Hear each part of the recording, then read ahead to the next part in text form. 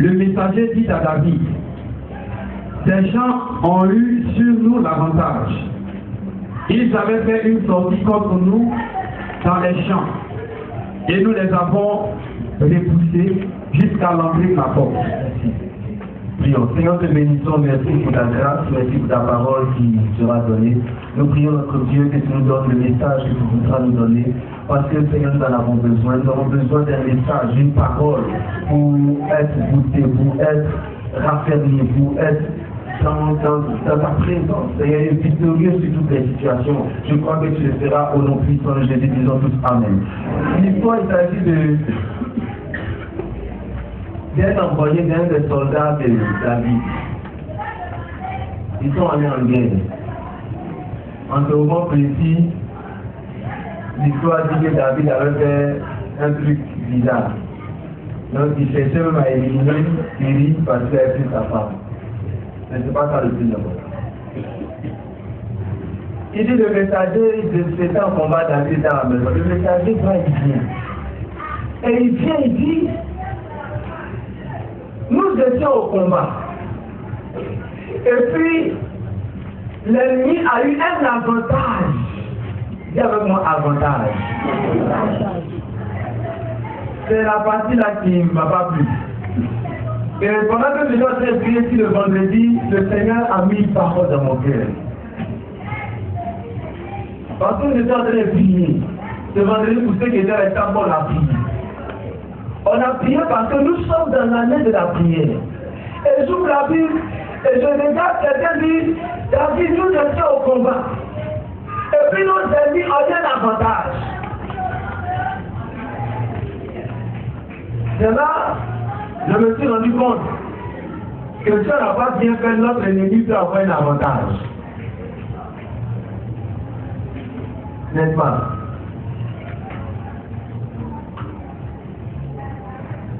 Et j'étais en train de réfléchir aux embuscades.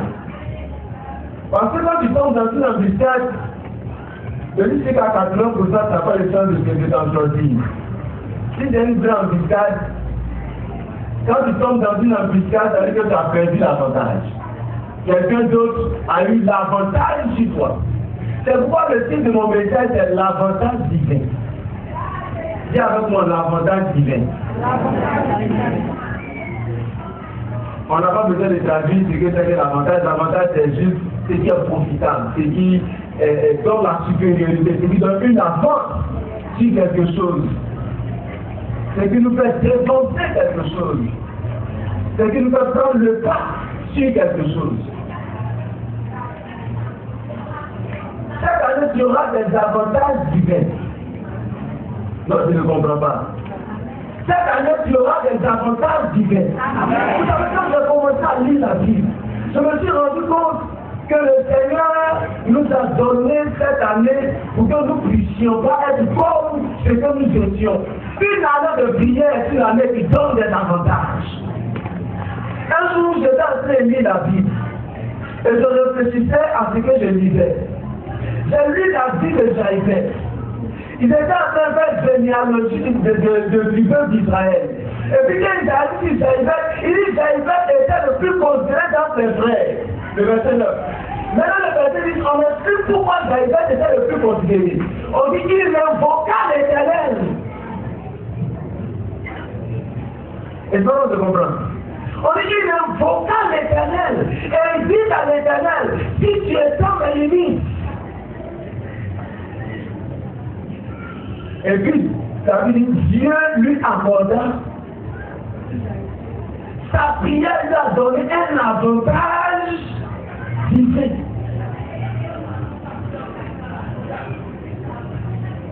Je priais. Parce que vous voyez, on fait on cherche toutes les stratégies pour avoir des avantages. Et hier, j'étais en train de réfléchir à ce qui nous effraie souvent, les pouvoirs mystiques.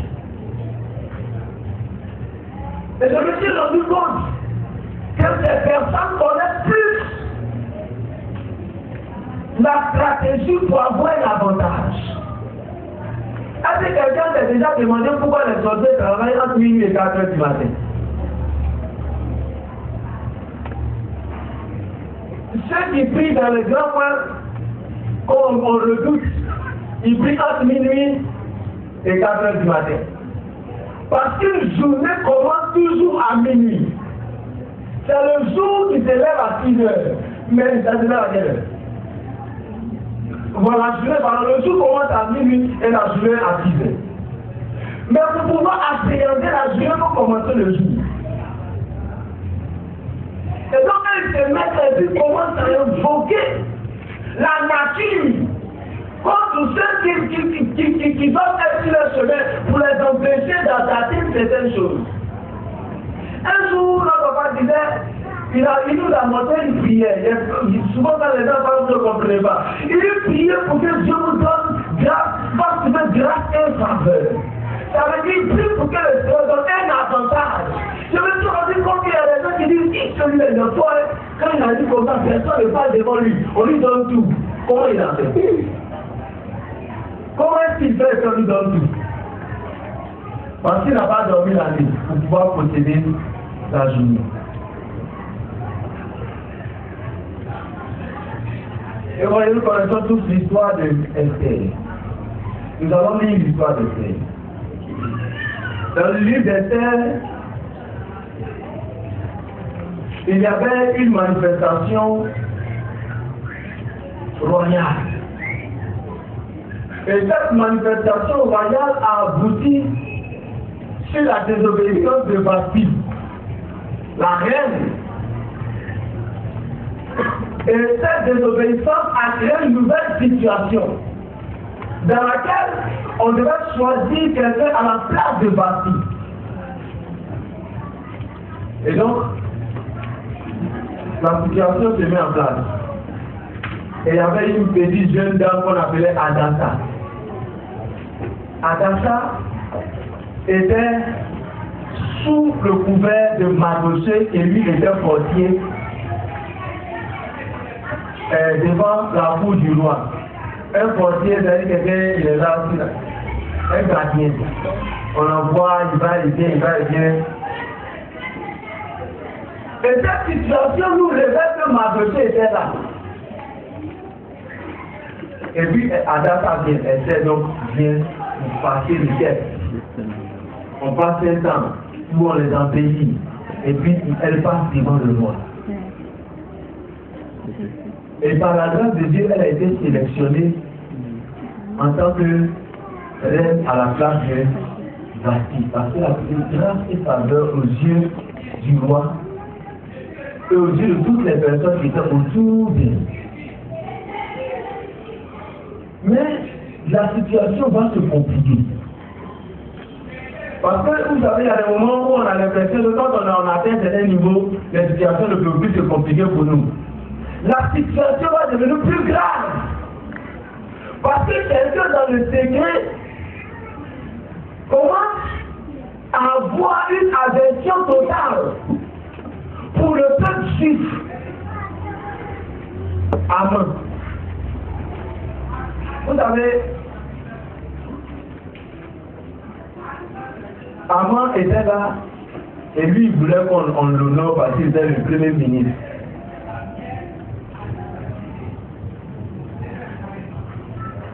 Et Aman s'est senti frustré parce que Mardochée a refusé de se prosterner devant lui. Vous savez, c'est normal. Souvent on voit notre dignité spirituelle pour des choses inutiles. Si elle ne fait pas les bonnes choses. Mais Mardochée savait qu'il était à l'étranger. Il savait qu'il pouvait subir beaucoup de choses. Mais il a refusé de brader son adoration. Contre une adoration éphémère de quelqu'un qui ne peut rien te faire. La situation se complique. Mais en fait, regardez comment Dieu a donné un avantage au peuple juif. Un décret avait été signé, avait été scellé avec l'anneau du roi. Avant qu'un décret est scellé avec l'anneau du roi, c'est irrévocable. C'est-à-dire que ça va arriver là. Ça va arriver là-bas. Il y avait un décret irrévocable de façon complète. Donc, l'ennemi avait commencé à avoir un avantage sur le peuple juif. Une date était fixée pour détruire le peuple juif. Un temps, une heure devait sonner pour qu'on vienne chez les gens pour les détruire. L'ennemi avait commencé à avoir un avantage. Quand Esther a été informée, elle a réfléchi. Elle a trouvé une stratégie. La stratégie était simple. Elle dit, moi je vais jeûner, vous aussi jeûner, et puis prier ensemble. Ils ont jeûné un jour, ils ont prié. Ils ont jeûné 2 jours, ils ont prié. Ils ont jeûné 3 jours, ils ont prié. Quand ils ont prié, Amon ne savait pas que les choses avaient commencé à changer. Parce que le jour où il a décidé de prendre Mardochée, c'est le même jour que le roi n'a pas dormi. Dieu a commencé à lui donner l'avantage. Il arrive au palais. On dit, le roi dit, mais je n'ai pas dormi la nuit. Qu'est-ce qu'on peut faire pour quelqu'un qui a sauvé le roi? Il dit, oh, ça c'est facile. On porte les habits du roi, on met couronne à sa tête, il se promène sur le cheval du roi, et on fait ça à Amon. Et à Mardochée. Entre nous, si j'étais à sa place, mon cœur allait me couper d'air. Et là, je viens, parce que pour moi, j'ai eu un avantage. Je viens pour qu'on va le prendre. J'ai déjà préparé où on va le prendre. Et puis on dit de l'honorer. Ça, on ne peut plus le prendre. Vous dites comme l'autre, il est invendable. C'est-à-dire, le projet venait de changer. Mais je n'ai pas arrêté là. J'ai dit cette année, Dieu m'a donné un avantage.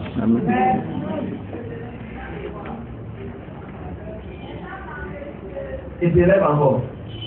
Vous savez, comme le diable, il ne témoigne jamais. Il dit encore. Il est dans le projet. Le roi signe le projet. Il lance les lettres dans toutes les langues. Il a écrit en bébé, il a écrit en baoué, il a écrit en boulot, il a écrit partout. Il a distribué à toutes les langues, à tous les peuples. Ils n'ont qu'à regarder. Tous ceux qui sont justes n'ont qu'à tuer. Vous savez, souvent, on est dans certains problèmes où on a l'impression que le problème nous domine déjà. On a l'impression que l'avantage est à l'adversaire. L'avantage est à l'ennemi, comme les uns dans leur vie. Nous étions au combat, ils ont eu un avantage sur nous. Chaque année, aucun ennemi n'aura aucun avantage sur toi. Dis amen.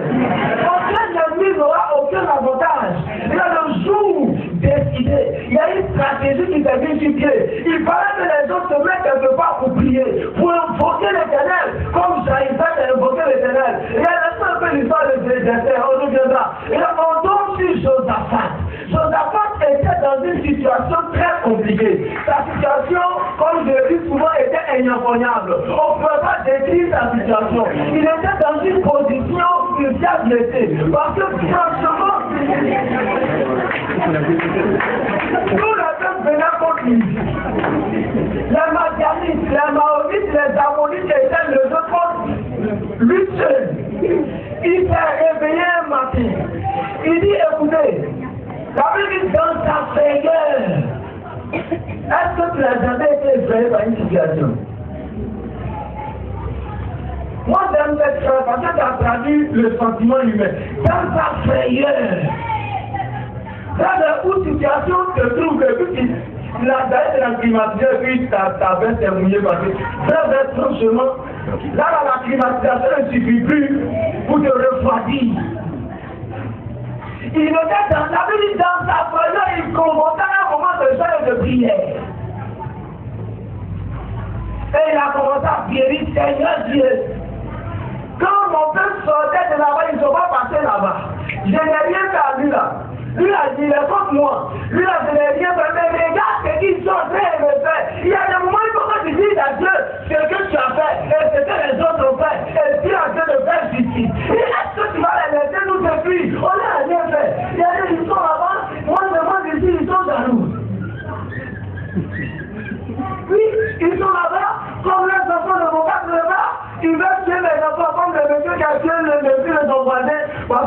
n'a pas une entrée en sixième. Oui, parce que le fils du voisin, elle l'a mis à son fils. Son fils est en train de dire dans l'autre, lui il a pris. Il a dit. Donc, il y a des gens même à qui tu n'as rien fait. Des situations auxquelles tu t'attendais même pas viennent te submerger, viennent te dominer, viennent te supplanter. On a l'impression que l'avantage est donné à cette situation. En ce moment précis, Josaphat pensait qu'il était dans une situation compliquée.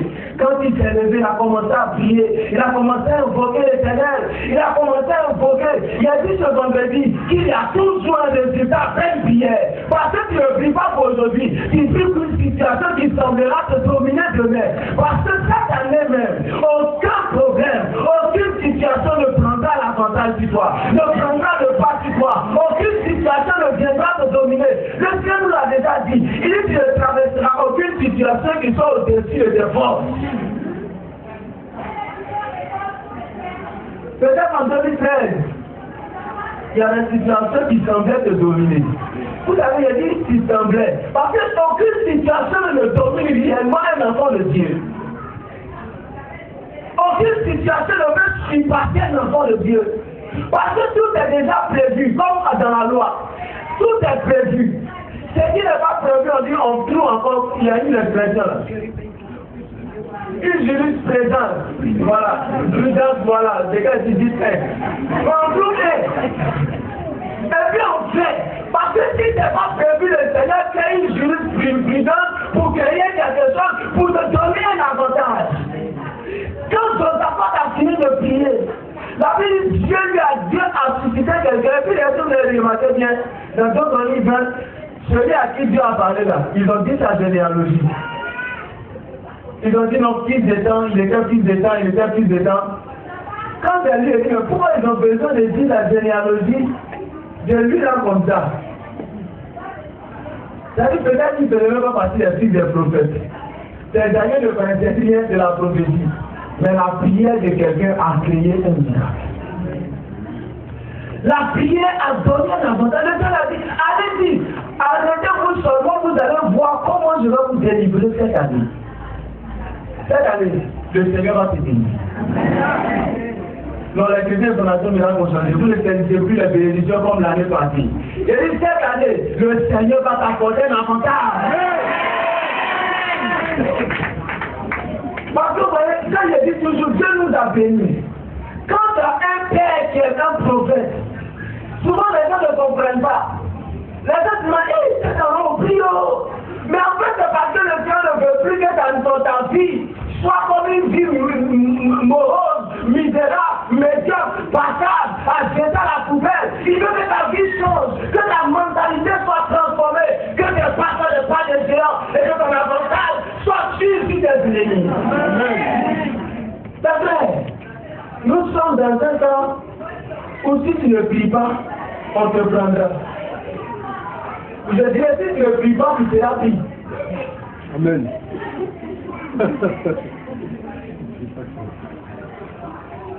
Et toi, tu comprends. Une fois, il disait ici, il y a des victoires qu'on doit remporter à genoux. Je me rappelle de Jésus à Gethsémane. Il était devant une situation compliquée. Il s'est mis à genoux. Il a commencé à prier. Il a prié. Il a prié. Il a prié. Il a prié. Il a prié. La Bible, il a prié jusqu'à la sueur versait comme des grumeaux de. Alors toi, ta sueur est déjà devenue comme ta tête. Je vous dis que le matin, tu as vu qu'à peu près la soif à tes corps. Parce que ton sang soit de la peur. Mais cette prière lui a donné un avantage. Parce que quand il partait plus confiant à la croix. Il savait que Satan pouvait se réjouir. Il savait que Satan pouvait dire ce qu'il voulait. Satan, c'est ce qu'on va dire tout à l'heure. On ne peut pas empêcher les gens de penser ce qu'ils peuvent penser. On ne peut pas les empêcher de dire ce qu'ils peuvent dire. On ne peut pas les empêcher de faire ce qu'ils peuvent faire. Mais le plus important, c'est la mentalité avec laquelle nous affrontons les situations qui se présentent à nous. Je ne peux pas affronter une situation croyant que mon ennemi a un avantage. S'il pense avoir l'avantage, je lui dirais un match de football se joue en 2 mi-temps. Peut-être que dans la première mi-temps, ça marque un but. Il pense Mais remporter une bataille, c'est pas remporter la guerre. Première mi-temps, je ne connaissais pas cette stratégie. Mais deuxième mi-temps, il ne peut pas me comprendre. C'est pas ça de comprendre. Cette année, si tu ne pries pas, nous sommes en janvier, de quoi il dit ça? Si tu ne pries pas, tu seras.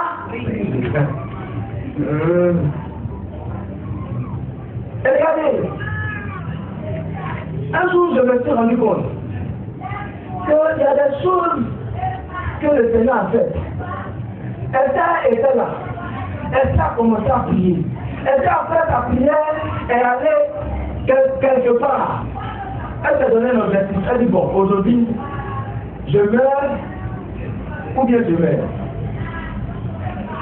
Elle doit s'appeler. Si le roi ne lui a pas tendu sa veille, c'est fini. Je me suis rendu compte que, en fait, le courage n'est pas la somme de la belle. Être courageux, ça ne veut pas dire qu'il n'est pas belle. Être courageux, ça veut dire que je vois la situation, mais je crois que je vais dominer la situation. N'est-ce pas? Donc, pendant que je vais avec une mentalité de dominateur, est-ce que quelqu'un peut voir bulldozer et puis même arriver avec son vélo? C'est vrai, dit souvent, comprendre la vie. La vie dit ça fait comme un lion. Ça veut dire quoi en français? C'est-à-dire qu'il ne veut pas encore lion. Il a porté la vie des lions.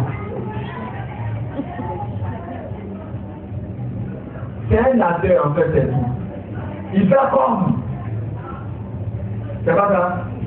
Mais c'est un mauvais acteur parce que lui, son film, nous on connaît ça déjà. On connaît, la Bible nous a déjà dit que voici, je vous ai donné le pouvoir de marcher sur les serpents, les scorpions, et sur toute la puissance de Dieu, rien ne pourra vous nuire.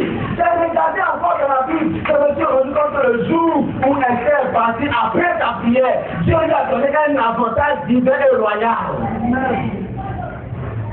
Parce que le roi même il ne comprend pas. C'est vrai, celui qui voulait faire cette hostile te sera favorable cette année au nom de Jésus. J'ai dit, celui qui a été hostile te sera favorable aujourd'hui au nom puissant de Jésus. Le roi pouvait être hostile. Il pouvait rejeter la fille et puis sa sentence était scellée. Mais parce qu'elle a prié, parce qu'elle a jeûné, parce que c'est la pensée de Dieu, Dieu a changé l'atmosphère, Dieu a changé les données. Je me suis rendu compte que plus tu t'approches de Dieu, tu ressembles à Dieu. Et Dieu fait plus personne sur la terre le plus peu, rien ne plus à Dieu. Et toi non plus ne comprenez pas. C'est-à-dire plus tu m'approches, vous avez plus de temps à côté du Père et bien prophète. N'est-ce pas? Plus j'étais à côté de lui, je dis plus t'approches de Dieu, tu es comme Dieu. Il devient comme lui, tu t'approches de lui, tu connais ses signes, il met quelque chose en toi. Et quand le Dieu sort, et puis le Dieu grand est derrière et devant et à côté, qui peut refuser quelque chose à Dieu? C'est pas que Dieu te donnera un avantage cette année. Si toutes les situations sont tombées de dominer l'année passée, aucune autre situation, mais la seule condition, c'est quoi? Si tu ne vis pas, tu vas bien. Si tu ne vis pas, tu seras plus. Cette année, on n'attendra pas les 3 mois de la fin de l'année pour venir ici les soirs pour finir. Souvent, on dira faire le soir la prière. La prière le matin, c'est quand les femmes ont dit le soir la prière. Un jour, je parlais, Pierre dit, nous vous avançons dans des temps de plus en plus difficiles. Mais seuls les vainqueurs, seuls les durs. Vous donc pour être dur dans une situation difficile, il faut marcher avec un dur, c'est tout. Or que l'homme le plus dur habite des gens. Il y a des gens qui doivent faire des faveurs. Comme il a fait, il a donné l'avantage à ce monsieur qui souffrait pendant 38 ans au bord d'une piscine. Ça, c'est un avantage que Dieu lui a fait. Vous savez, il était là, il souffrait. Il n'y a pas quelqu'un pour le jeter dans l'eau. Lui-même, sa mentalité était déjà de posséder toute capacité d'obtenir la guérison un jour. Il était là avec son corps abattu par la maladie, plongé dans la tristesse. La première question qu'on lui pose, il comprend, il ne la comprend pas. Quand le Seigneur lui dit, mais qu'est-ce que tu veux que je fasse? Il dit, je n'ai personne. On dit, c'est pas ton demande. Il dit, est-ce que tu veux un avantage? Il dit, c'est le problème, je n'ai personne. À ce moment-là, c'est comme quelqu'un qui fait le travail. Tu fais un travail, je n'ai même pas quelqu'un me met dans un travail, on n'a pas dit, est-ce que tu as quelqu'un? On dit, est-ce que tu veux travailler? C'est pas ça. Il dit, je m'en vais de la personne. Non, il ne s'agit pas d'avoir quelqu'un. Il s'agit d'être en présence de celui qui donne la guérison. C'est lui qui envoie l'ange pour le mieux, il est à côté de toi. Et je ne sais pas si vous voyez un peu. Celui qui envoie l'ange pour le mieux, lui-même il est là. Et puis il dit, tu veux partir, il est maintenant que je laisse l'eau, laisse ange, tout ça, laisse tout ça là. Réponds à ta question. Il lui dit, prends ton lit, prends tout ce qui t'appartient, et puis quitte ici. Je lui dis que les autres, soit quand lisez la Bible, regardez bien, il n'était pas le seul malade là. Bref, j'allais dire, attendez, on dit qu'il fait discrimination des frères. Je ne comprends pas pourquoi le Seigneur a choisi ce malade de 38 ans. Juste aujourd'hui, je me demande, pourquoi le Seigneur a choisi ce malade, je ne sais pas. Mais le Seigneur se choisira parmi tant d'autres pour donner l'avantage. Puis non. Et il te choisira parmi tant d'autres pour te donner tout ça, un avantage. Regarde, le Seigneur entre un jour dans le temps. Il y avait un homme avec la main sèche. La Bible dit les gens étaient en train de regarder dans Luc chapitre 5. La Bible dit les gens étaient en train de regarder. Dans Luc chapitre 6. La Bible dit les gens étaient en train de regarder. Ils regardaient pour voir s'il va le guérir. C'est-à-dire qu'il y a des situations dans lesquelles tu es, dans lesquelles tu te trouves. Les gens à côté de toi ne veulent pas que tu t'en sortes. Parce que ça va passer en laisse Jésus guérir le monsieur. Mais comme les principes disent qu'aujourd'hui, on ne va pas les guérir. Ils veulent que la chose, l'opportunité passe. Cette année, tu ne vas jamais rater aucune opportunité. Dieu te donnera un avantage de mon autre Dieu. Mais même si tu ne crois pas, et qui? Le Seigneur était là. Et tout il a cessé de parler. Et puis il dit, viens. Je connais le conseil de Dieu là. Je sens à côté de toi, il n'est même pas fait du ça du nous. Viens. Est-ce qu'il est bon de faire du bien à quelqu'un? Il vient de lui faire du mal. Tout le monde est blessé. Il dit, monsieur, sans ta main. Sans ta main, petit démon. Vous savez, Dieu fait des avantages à ceux qui en ont besoin. Et quand tu en as besoin, Dieu te donnera un avantage. Amen. Dieu donnera un avantage. Après ta prière, ta petite prière, dans le chapitre 5, je crois, il dit qu'il y a un lépreux venu. Il est venu devant le Seigneur, il se met là, et puis il dit, Seigneur, la Bible, il fait cette prière. Seigneur, si tu veux, faut le rendre plus. Il haït. Va, tu es plus.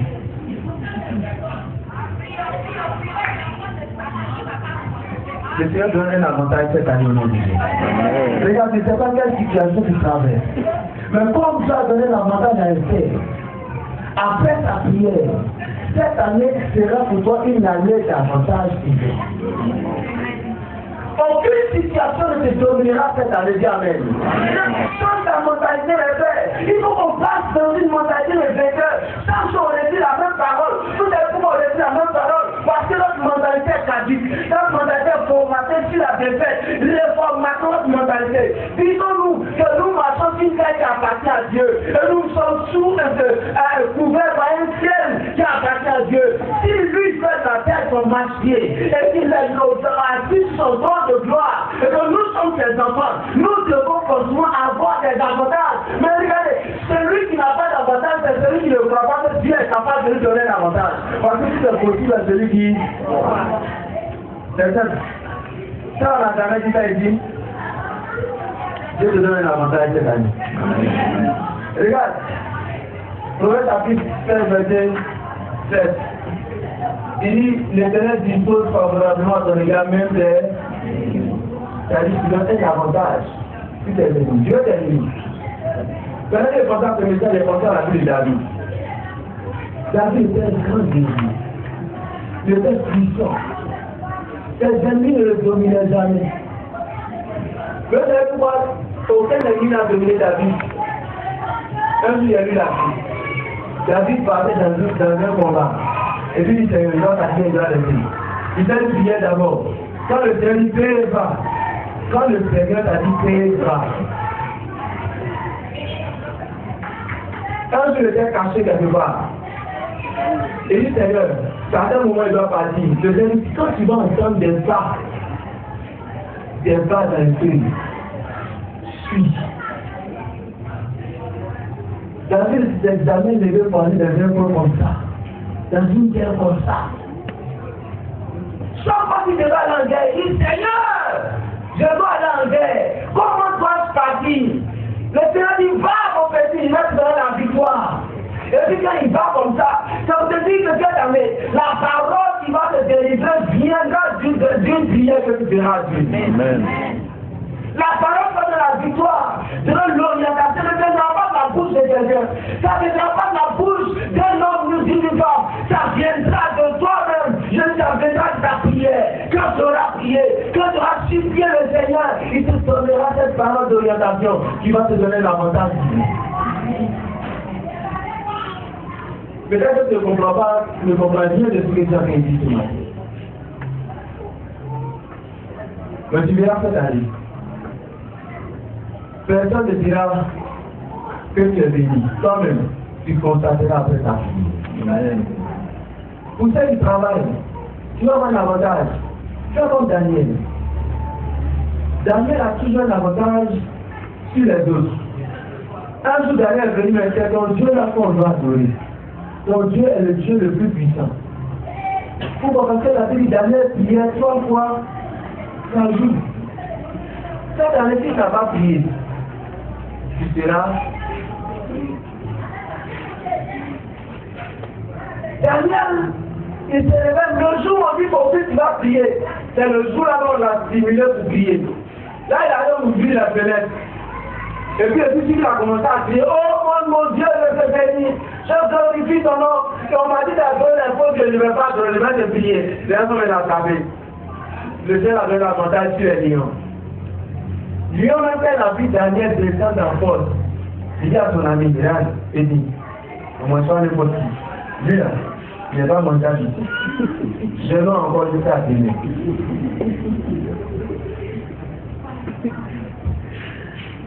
Et j'en ai de voir un peu. Parce que Daniel était dans une position élevée. Mais il n'avait jamais abandonné. Dieu, souvent nous les chrétiens, quand nous cherchons travail dans le travail, quand on va au travail, on ne prie plus. On prie plus et puis notre patron nous insulte. On dit, ouais, le patron est contre. Non, c'est parce que ça va prier. Ça va prier pour que le Seigneur te fasse grâce et faveur. Si tu as réveillé le matin comme on t'a pour prier, c'est pas dit. Cette année est une année d'avantage pour toi. Regardez les amis de Daniel. Quand ils ont les jetés dans le feu, le feu même fait qu'il brûle tout le monde. Mais à des gens, ils ne peuvent pas brûler. Un ange les attendait là-bas.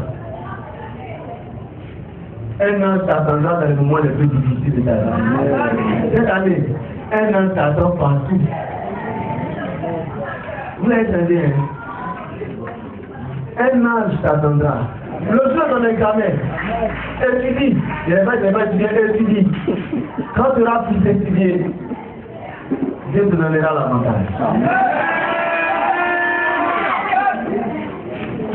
Dieu vous donnera l'avantage.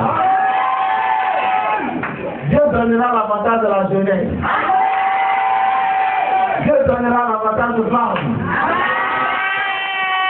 Dieu donnera l'avantage aux hommes.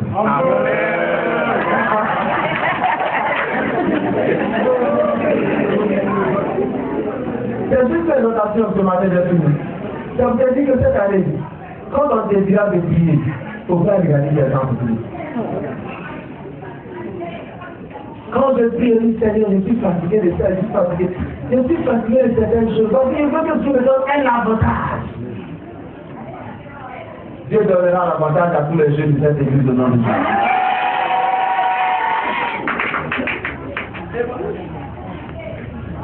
Nous l'avons fini.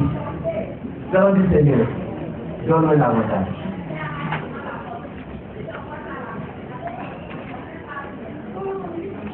Et regarde la situation d'Israël. Ce matin, on a prié pour que le Seigneur élève sa mentalité, élève la mentalité dans laquelle nous sommes. Que le Seigneur nous fasse voir la situation que nous traversons. Et puis qu'il nous donne un avantage. Cet avantage divin. C'est un avantage qui ne vient pas de quelqu'un. Ce n'est pas un homme qui va te donner cela. Dieu te dira que tu rends ce faveur partout où tu iras. Parce que tu auras tout. Cette année, si tu ne pries pas, tu seras tout. Et pour ne pas être pris par les situations difficiles,